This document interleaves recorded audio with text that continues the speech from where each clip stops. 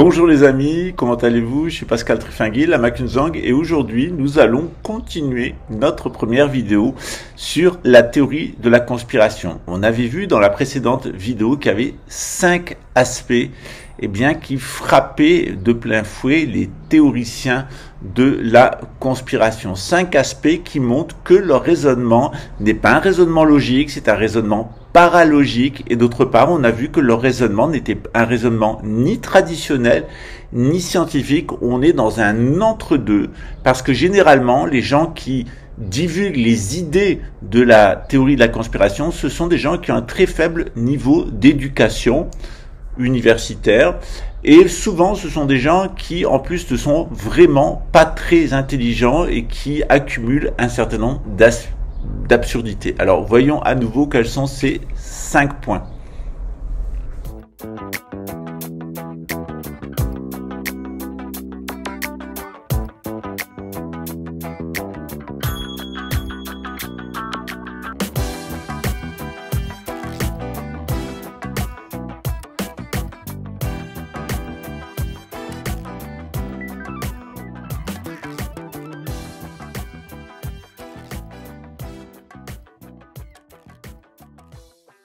Quels sont ces 5 points? Nous l'avons vu, petit rappel.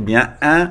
Les conspirationnistes tentent de trouver un sens aux événements et à l'histoire. Et dans cette quête de sens, ils n'utilisent ni les données traditionnelles, par exemple la République de Platon, ou René Guénon, qui nous explique qu'il y a du nomadisme et du nomadisme dévié, et que les sédentarités, les civilisations suivent ce qu'on appelle l'anacyclose de Platon, c'est-à-dire un cycle de dégénérescence où on commence par une synarchie, avec un roi philosophe, puis on a une théocratie comme en Iran, on a une oligarchie comme en Arabie Saoudite, puis on a une démocratie comme aux États-Unis, et à la fin on a une tyrannie comme en Corée du Nord. C'est un cycle de dégénérescence. Ensuite, la société est complètement infiltrée par le nomadisme, que ce soit le nomadisme dévié ou le nomadisme régulier. Nomadisme dévié, ça donne de la sorcellerie. Grosso modo, on travaille sur le mémoriel, on travaille sur les perturbations électromagnétiques du corps. C'est ce qu'on appelle actuellement la psychotronique. La psychotronique, c'est la dernière couche de destruction totale de la civilisation occidentale. De l'autre côté, on a le nomadisme régulier. Le nomadisme régulier, c'est ce qu'on fait nous. On vous amène dans une forme de spiritualité qui va vous permettre de retrouver un espace quelque part sur la planète où vous pouvez reprendre un processus de civilisation. Nous, on a quitté la civilisation occidentale, on est venu dans la civilisation brésilienne parce qu'elle est en construction, donc on a appelé nos vies ici, notre flux de conscience ici, notre ancestralité ici, on est en train de s'enrouler comme ça autour du mât cosmique pour participer, nous et nos descendants, à une nouvelle civilisation. Ceux qui resteront en Europe, ils vont à leur châtiment. Et ils auront le choix, soit de reconstruire une civilisation, c'est ce que nous annoncent les traditions spirituelles, soit d'aller vers la déchéance totale avec la gouvernance mondiale et l'anéantissement de l'humanité dans l'hémisphère nord. Les prophéties annoncent 2/3 de morts et une destruction totale avec un hiver nucléaire. Le deuxième point, plutôt que d'étudier les prophéties, plutôt que d'étudier l'anacyclose de Platon et René Guénon, ou alors d'utiliser les enseignements universitaires, notamment les enseignements sur l'histoire, ces gens-là réinventent une histoire. Et leur histoire, elle est principalement fondée sur le fait qu'il y a un certain nombre de personnes qui ont une intention cachée. C'était la même chose chez Marx. Chez Marx, l'empereur, le pape et le roi, ils avaient une intention cachée qui était d'exploiter et d'exterminer les gens. C'était le seigneur avec son cheval qui passe à travers les champs et qui fouette et qui allait le cocher, qui exploite tout le monde, c'est le prolétaire de tous les pays, unissez-vous, etc. Et quand ils sont arrivés au pouvoir, les communistes, c'était pire que dans la République des animaux de George Orwell. Ils se sont comportés comme de véritables porcs orwelliens, en asservissant les peuples comme jamais ils n'ont été asservis ni par la noblesse, ni par le clergé, ni par la cour impériale. Alors effectivement, les conspirationnistes, pour eux, il y a une zélite, et cette zélite, elle est composée de juifs, parce que le juif il est toujours mauvais, le juif. Ah, Lévi, l'alcoolique de Babelwed nous dit Lévi, dès qu'il y a quelqu'un qui il y a 500 viols, mais s'il y a quelqu'un qui a un nom à consonance juive ou qui est juif dans les 500 violeurs, vous voyez que les juifs sont des violeurs. Voilà, bon, c'est un malade mental qui souffre d'ailleurs de ne pas assumer la judéité de sa propre mère. Donc, en règle générale, ces gens-là, ils sont dans un discours, c'est le juif, c'est le franc-maçon, c'est l'homosexuel qui va l'enculer, et c'est l'étranger qui va lui prendre son pain. Donc, Hitler a utilisé ça à fond, les communistes ont utilisé ça à fond, la Révolution française a utilisé ça à fond, Donald Trump a utilisé ça à fond, Vladimir Poutine utilise ça à fond, et Jair Bolsonaro a utilisé ça à fond. C'est des gens qui ont des fixations. Donald Trump, les conspirationnistes nous dit oh là là, il va nous protéger des sionistes. Jair Bolsonaro nous a dit oh là là, là c'est la droite, il va nous protéger des sionistes. Vladimir Poutine, il va nous protéger des sionistes, sauf que eh bien la famille de Trump, la famille de Bolsonaro et la famille de Trump sont impliqués. Trump, Bolsonaro, Poutine sont impliqués avec la secte messianique juive Chabad Lubavitch. Je vais vous expliquer plusieurs fois les liens de Bolsonaro avec Chabad Lubavitch, de Trump et de Poutine avec Chabad Lubavitch. 3. Ces personnes-là, ils érigent systématiquement un soupçon. Donc, l'alcoolique de Tartaoued, alcoolique au dernier degré, qui assume pas que sa mère est juive et que son père soit fauché, immédiatement, j'étais un agent d'Israël. C'était normal. Tréfingui, c'est un agent d'Israël. Alors, dans le public conspirationniste, c'est très simple, vous êtes un agent d'Israël. Voilà. Et généralement à gauche, c'est le contraire. On va dire ouais, ce mec il est contre Israël, c'est un antisioniste. Ouais. Donc voilà, donc c'est ou t'es républicain, ou t'es démocrate, ou t'es sioniste, ou t'es antisioniste. Si t'en as rien à foutre et tu respectes le droit, c'est que t'es un agent. Voilà. À mon avis, lui c'est l'agent chimique et l'agent orange qu'il a depuis longtemps dans le cerveau. Voilà.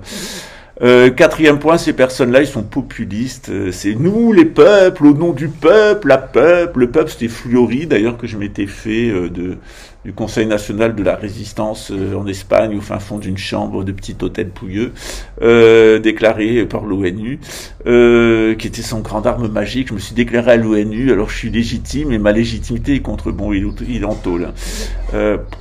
Il y avait Rémi Daillé aussi qui appelait l'armée à se révolter. Enfin, il y a un certain nombre d'idiots du village comme ça qu'on sort régulièrement. L'idiot du village Soral est retourné avec son flic en face de la synagogue de Neuchâtel. L'idiot de Dieudonné a fini par présenter ses excuses à Israël et est retourné en Afrique, Mdala Bala. Et puis, la violonneuse de Tartaoued finira pareil après que le catastrophe coin se soit démasqué comme un instrument de lavage de l'argent sale de la corruption de l'armée française en Afrique. Eh bien, il suivra le chemin vers la prison ou les excuses publiques, mourra mystérieusement par d'un AVC dans un accident d'avion qui est tombé dans une chaussure. Voilà. Généralement, quand on est un agent inconscient du système, ça finit toujours mal. Le système ne vous récompense jamais. D'autre part, c'est la relation fortement antagoniste entre la science et les traditions. C'est des gens qui sont incapables d'apprendre une tradition spirituelle. Ils vont à la Lucis Trust, à la Théosophie, à la Steiner, à la Alice Bailey, à la Anne Besant, à la Anne Kardec. Ils sont incapables d'aller dans une tradition spirituelle, c'est-à-dire de faire un choix sacré, religieux et gnostique, et ils sont incapables non plus de l'autre côté d'aller dans la science, c'est-à-dire d'être laïcs, profanes et scientifiques. Ils sont ni scientifiques, ni laïcs, ni profanes, ni religieux, ni sacrés, ni gnostiques. C'est un espèce de migou, une espèce de fourre-tout, où avant tout, ce qu'ils essayent de nous vendre, c'est qu'on ne doit pas les soupçonner, eux. À Neuchâtel, on ne doit pas soupçonner qu'il s'appelle Gawan et qu'il est juif. À Tartaoued, on ne doit pas soupçonner que sa mère est d'origine juive. À Mulhouse, on ne doit pas soupçonner aussi qu'il est d'origine juive italienne. Et le grand déconneur, on ne doit pas non plus soupçonner qu'il est d'origine juive, eh bien, par sa mère aussi. Voilà. À part ça, c'est la faute des... C'est-à-dire, ils voient des juifs agents d'Israël partout, mais surtout pas le juif qui est en eux, et c'est ceux qui sont principalement leur poser problème. On est quand même face à une meute de cinglés qui sont extrêmement dangereux, puisqu'ils ont amené des gens à avoir des comportements totalement erronés pendant la crise Covid. On avait d'un côté un pouvoir avec de la pseudo-science qui voulait rien négocier, de l'autre côté, on avait des conspirationnistes avec un pseudo-ésotérisme qui voulait rien négocier non plus, et on se retrouvait les otages, les gens raisonnables comme vous et moi, entre un discours officiel délirant et contradictoire et un discours conspirationniste délirant et contradictoire. Le discours était tellement délirant et tellement contradictoire que le Premier ministre d'Australie en était à prendre de la cocaïne avant de se retourner pour donner sa conférence de presse, parce qu'à force de demander une chose et son contraire aux gens, on les rend fous. Un jour, il fallait porter le masque, le lendemain, il fallait plus le faire.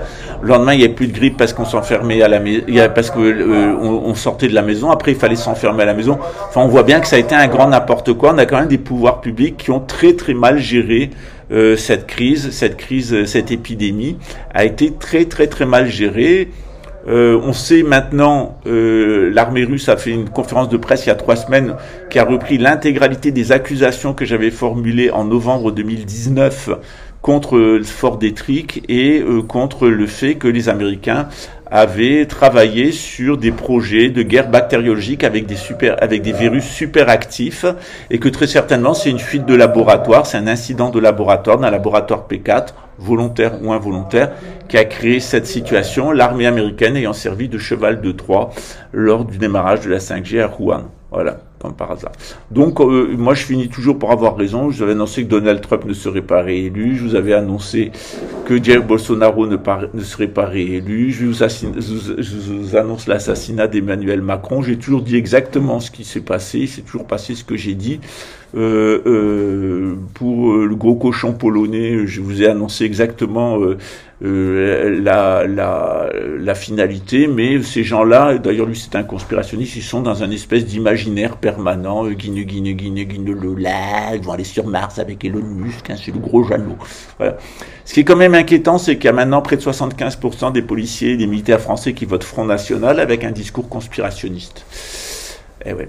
Par contre, s'ils savaient que la mère de Marine Le Pen est d'origine juive, égyptienne, que Marine Le Pen a été initiée dans le droit humain, qui est une loge théosophique, maçonnique, s'ils savaient eh bien que Matzneff, le pédophile homosexuel, bisexuel même, a passé toutes ses vacances d'enfance de Marine Le Pen avec elle, et s'ils savaient d'ailleurs que beaucoup de membres de la famille Le Pen sont issus de l'immigration, peut-être ils arrêteraient de suivre des gens qui les prennent pour des cons, mais les 4 arguments tiennent toujours: les vilains juifs, les vilains francs-maçons, les vilains homosexuels, les vilains migrants, ils vont prendre mon travail, ils vont m'enculer, ils ont des mystères qu'on ne sait pas, et puis derrière il y a de la cabale, c'est les juifs toujours les mêmes avec l'argent. On est vraiment dans un discours de malade mental, qui était le discours de l'homme politique le plus cinglé de l'histoire, c'est-à-dire Adolf Hitler. C'est une réplique copier-coller de la propagande nazie qui a tellement fait souffrir les gens dans l'entre-deux-guerres. On rappelle quand même qu'entre l'URSS, l'Allemagne nazie et la guerre, il y a 25 millions de juifs qui se sont fait assassiner, et donc 99,99999% des gens étaient des très braves gens, des gens qui croyaient, des gens qui vivaient de manière traditionnelle. Voilà, rien à voir avec la représentation du juif tel que les conspirationnistes l'ont. Et d'ailleurs, s'ils respectaient mieux le juif qu'à l'intérieur d'eux, peut-être ils découvriraient ce que sont véritablement les juifs à l'extérieur.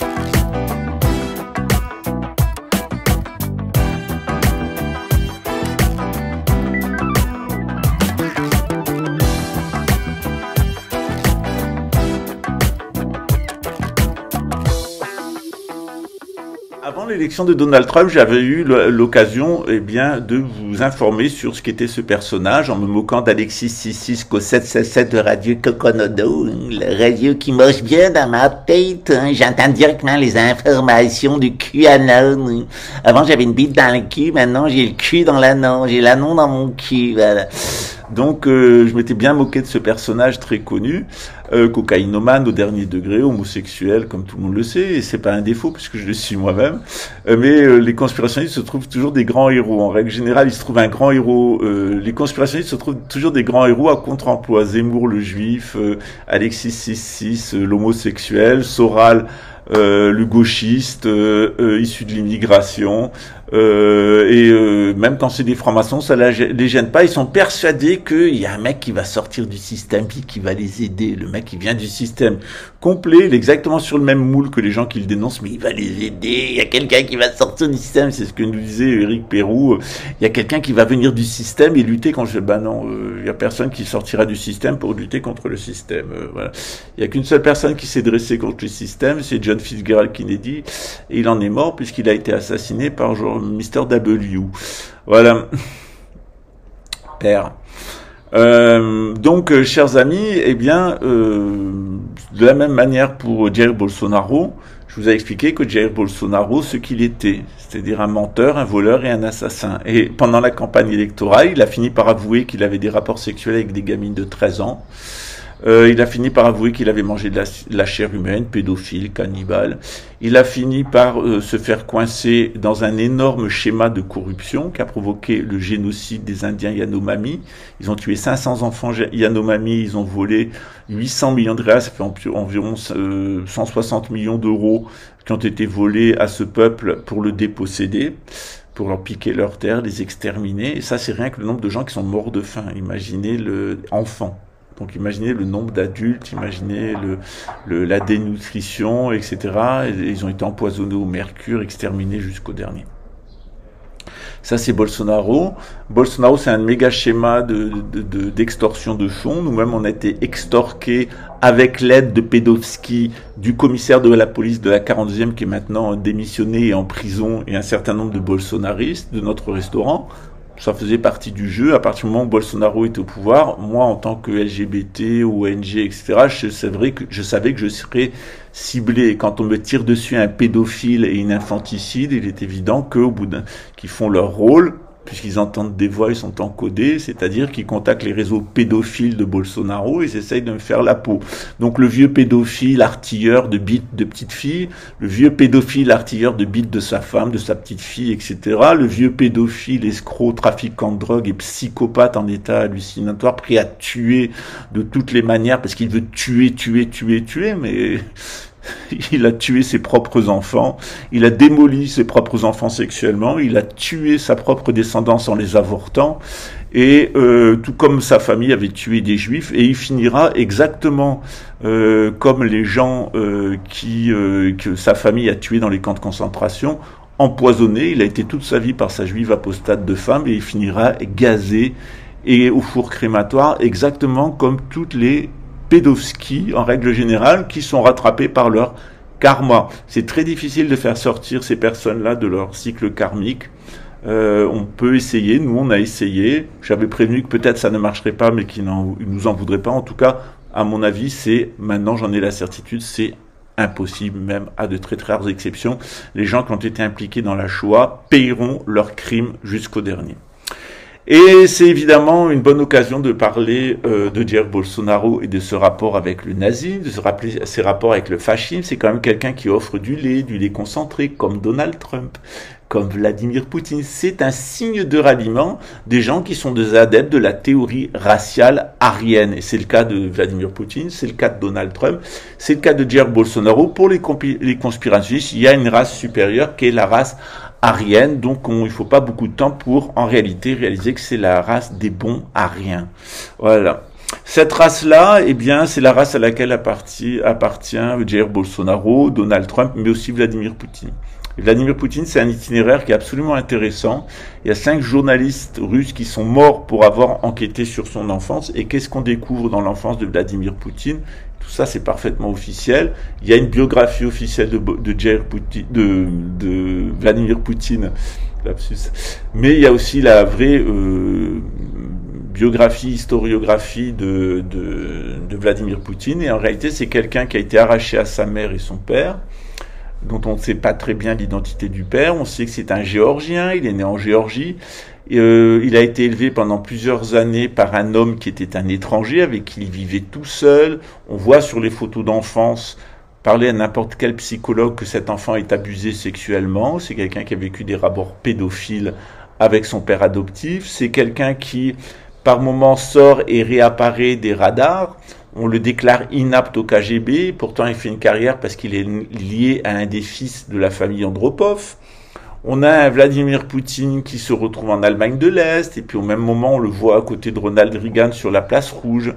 Et il y a un mystère Vladimir Poutine, et surtout, il y a son mentor, qui est l'ancien maire de Saint-Pétersbourg, à qui d'ailleurs Jacques Chirac avait donné l'asile politique en France. Quand on regarde, eh bien, Vladimir Poutine, pour quiconque nous dit Christophe Houplon, avec lequel j'ai travaillé sur cette vidéo, eh bien, en réalité, pour quiconque aurait des doutes, merci de me citer les médias qui relatent la réalité et des false flags de Vladimir Poutine.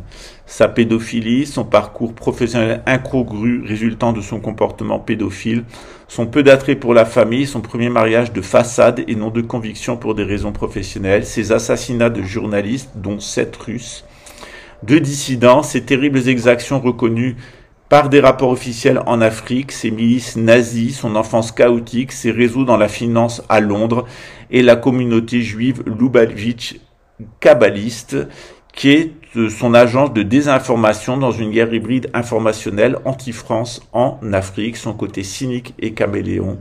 Voilà le vrai Poutine, dit Christophe Houplon. Et évidemment, on a dans la personne de Vladimir Poutine, comme dans celle de Jair Bolsonaro, comme dans celle de Donald Trump, qui est impliqué dans l'affaire de l'île aux enfants de Jeffrey Epstein et dans un vaste réseau de pédophilie, d'initiation pseudo-maçonnique liée aux Skull and Bones, tout ça élevé par des jésuites, c'est le cas de Donald Trump. On a ici la même chose avec Jair Bolsonaro, qui a été présenté en Messie, qui a été jusqu'à promettre à l'Église universelle que s'il était élu, il fermerait toutes les églises, sauf l'Église universelle.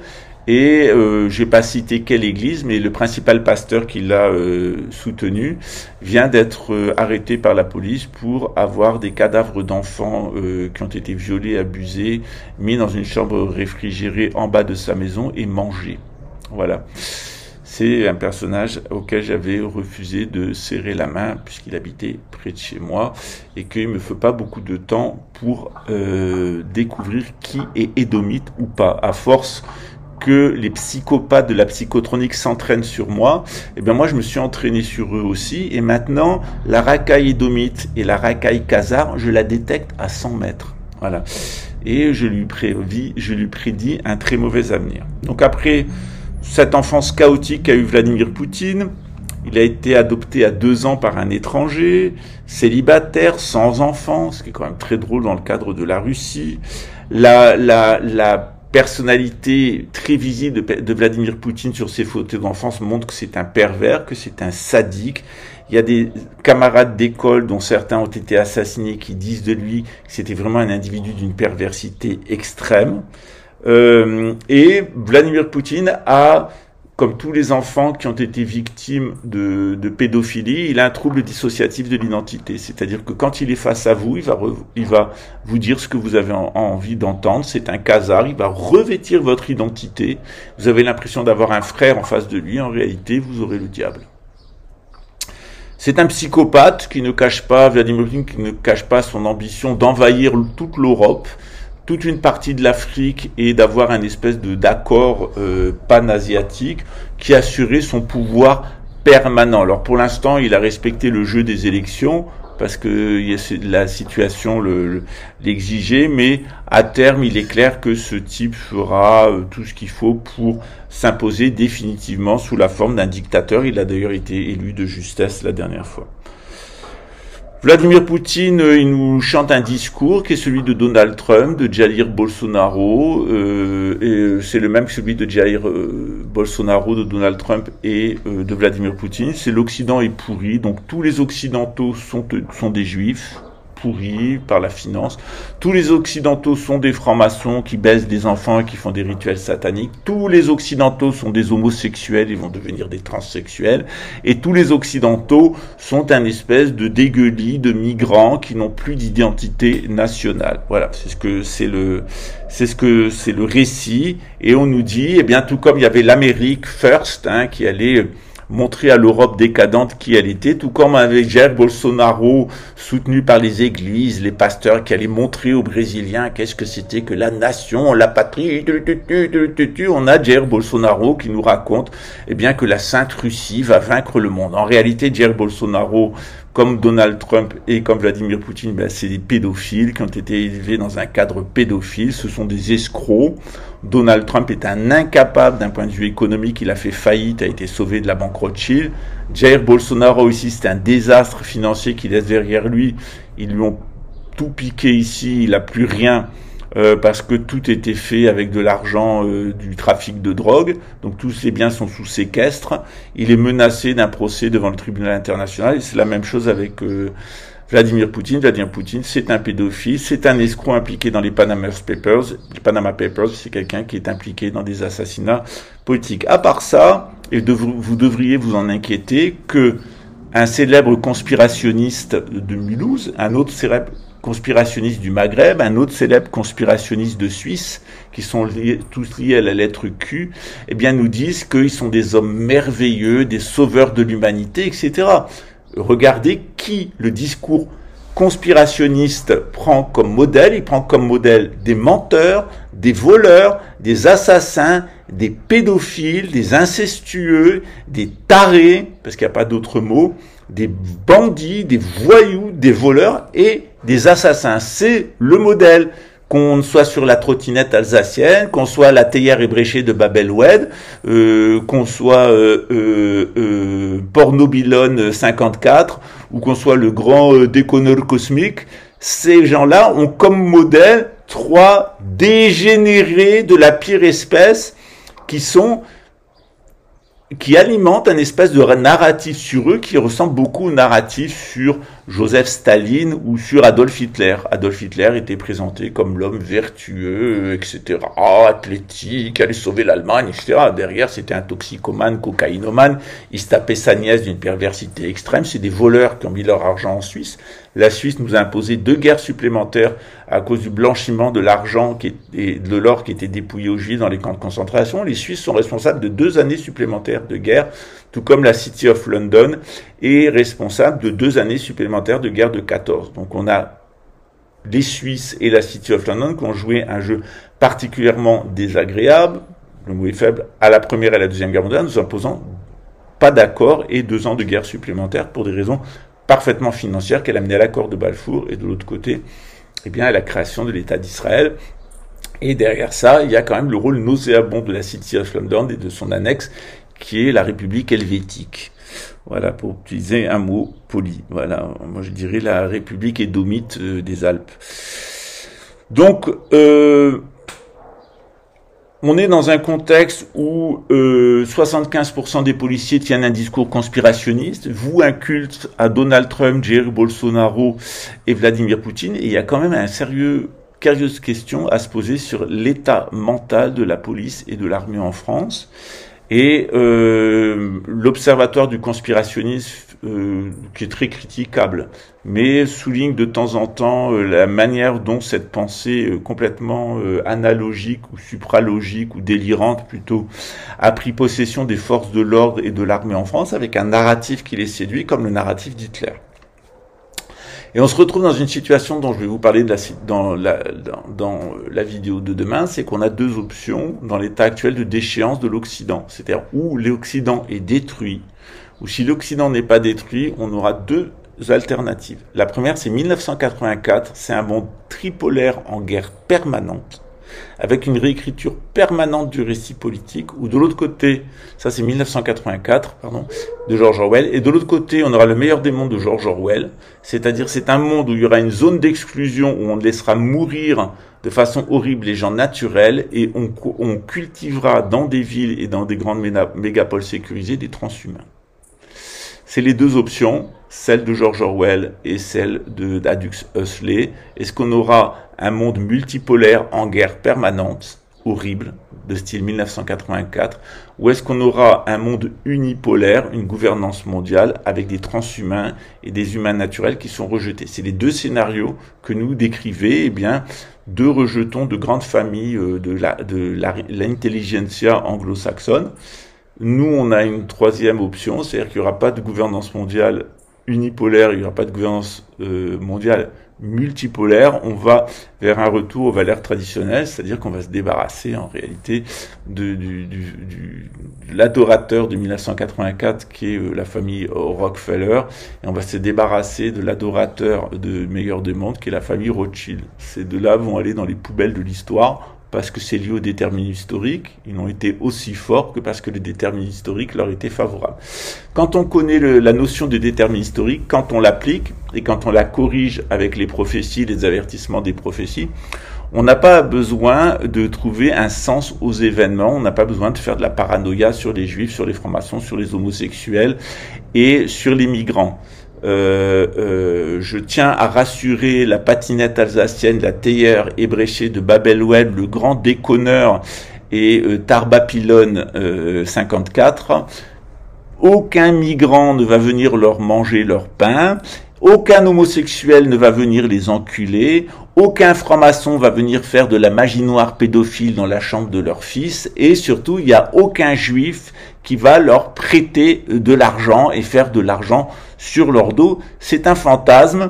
Il ferait mieux de s'intéresser au rôle qu'ont joué les chrétiens dans l'histoire, et du rôle particulièrement dissolvant sur tout le monde, y compris sur la Judée et y compris sur l'Empire ottoman, cette influence particulièrement dissolvante de l'Occident chrétien. Parce que si on doit chercher des coupables de la situation actuelle, autant aller chercher directement où ils sont, c'est-à-dire en Occident, et d'aller chercher eh bien, les Édomites et les Khazars. Mais pour ça, faut-il savoir au moins qui ils sont, ce qui est loin d'être le cas.